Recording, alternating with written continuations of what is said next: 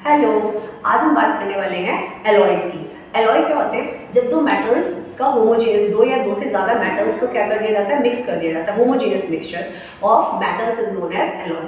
कभी कभी क्या करते हैं, इसमें लिटिल बिट नॉन मेटल भी डालते हैं, जैसे कि स्टेनलेस स्टील और स्टील बनाते हैं तो उसमें कार्बन हम यूज करते हैं। Carbon is a non metal. So homogeneous mixture of metals more than 2 और 2 is known as alloy.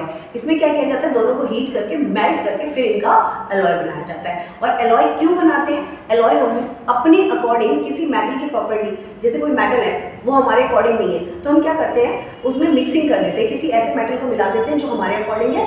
Suppose है ना, हमारा कोई मेटल बहुत ज़्यादा हार्ड है, हार्ड मेटल के साथ किसी सॉफ्ट मेटल को मिला देंगे तो हमारा जो नया मेटल बनेगा, जो नया बनेगा वो कैसा होगा? एलॉय जो फॉर्म होगा वो उसकी प्रॉपर्टीज मिडिल की होगी, ना तो वो हार्ड रहेगा और ना ही वो सॉफ्ट रहेगा। तो alloys are made according to our choice. हम अपनी चॉइस के अकॉर्डिंग एलॉयज को बनाते हैं। तो सबसे पहले हम बात करते हैं इसकी ब्रास की। तो जो ब्रास है ना, सुना होगा ब्रास को हिंदी में बोलते हैं पीतल। क्या बोलते हैं? पीतल। तो जो पीतल होता है उसमें क्या होता है? उसमें कॉपर और जिंक होता है। कॉपर कितना परसेंट होता है? 70%। बहुत एग्जाम में पूछा जाता है। और जिंक कितना होता है उसमें? केवल 30%। दूसरी बात कर लेते हैं ब्रॉन्ज। जो मेडल्स मिलते हैं ना, ब्रॉन्ज के मेडल्स, जो ब्रॉन्ज होता है उसमें 90% कॉपर होता है और केवल 10% आपका क्या होता है? इसमें टिन होता है। बस यही फर्क है। ब्रॉन्ज, जिसको हमने हिंदी में शायद फूल के बर्तन कहते थे, फूल, तो ना ब्रॉन्ज में कॉपर 90% और टिन 10%। अच्छा, ये भी मोस्ट इंपॉर्टेंट है। शोल्डर जो है ना, वायर्स को ज्वाइंट करने के लिए, सोल्डरिंग करने के लिए, वो जो इलेक्ट्रिकल इक्विपमेंट होता है उसमें हम सोल्डर करते हैं, तो उसमें वो क्या होता है? वो टिन और लेड दोनों का कॉम्बिनेशन होता है। कौन कौन? टिन और लेड। ठीक है, टिन का क्या है? Sn और लेड का क्या है? Pb। तो दोनों 50-50% होते हैं, Sn Pb। अच्छा, नेक्स्ट क्या है? मैग्नीलियम। मैग्नीलियम किसका है? ये पीछे क्या लगा हुआ है? लियम लगा हुआ है, तो ये किसका है? एल्यूमिनियम का एलॉय है मैग्नीलियम। इसमें सबसे ज्यादा एल्यूमिनियम है। कितना परसेंट? 95%। बचा 5%, वो कौन है?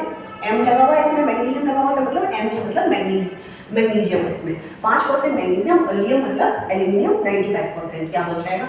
दूसरे क्या? अच्छा, इसको यूज क्या करते हैं? एयरप्लेन्स के जो पार्ट्स होते हैं उनको बनाने में इसका यूज किया जाता है, क्योंकि इसके अंदर लाइटर प्रॉपर्टीज होती है, हल्का हो जाता है। नेक्स्ट ड्यूरेलियम। ड्यूरेलियम भी मोस्ट इंपॉर्टेंट एलॉय है। इसको भी हम एयरक्राफ्ट के पार्ट्स बनाने के लिए यूज करते हैं, क्योंकि एल्यूमिनियम थोड़ा स्ट्रॉन्ग भी रहता है और ऊपर से ये हल्का भी रहता है। सो एल्यूमिनियम में क्या है? 94% क्या है इसमें? सॉरी, ड्यूरेलियम में 94% क्या है? एल्यूमिनियम। बाकी इसमें कॉपर 3% मिला दिया जाता है। और Mg और Mn दोनों हैं, लेकिन Mg 2% है और Mn क्या है? मैग्नीज। ये कितना है? 1% है। ये भी मोस्ट इंपॉर्टेंट है। नेक्स्ट बात करते हैं, स्टेनलेस स्टील जरूर पूछते हैं। जो सिंपल स्टील होती है उसमें निकल और क्रोमियम नहीं होता। क्रोमियम जो है वो स्टील की जो अंदर शाइन होती है ना, वो क्रोमियम की वजह से आती है, और क्रोमियम ही स्टेनलेस स्टील को क्या बनाता है? चमकदार बनाता है। उसमें जो स्टेनलेस स्टील में जो शाइन है वो किसकी वजह से? क्रोमियम। और दूसरी चीज, क्रोमियम की ही वजह से जो स्टील है उसमें रस्टिंग नहीं होती, जल नहीं लगती। सो जो स्टेनलेस स्टील है उसमें क्या है? आयरन 75% और क्रोमियम कितना है? 15%। एक और चीज, इसमें निकल मिलाते हैं कितना? 10%। मोस्ट इंपॉर्टेंट एलॉय पूछते हैं। स्टेनलेस स्टील के अंदर 75% आयरन, क्रोमियम जो उसको रस्टिंग होने से बचाता है और उसको शाइन देता है, दैट इज 15%, और nickel 10% and remaining carbon 0.05%। Non metal आ गया इसमें।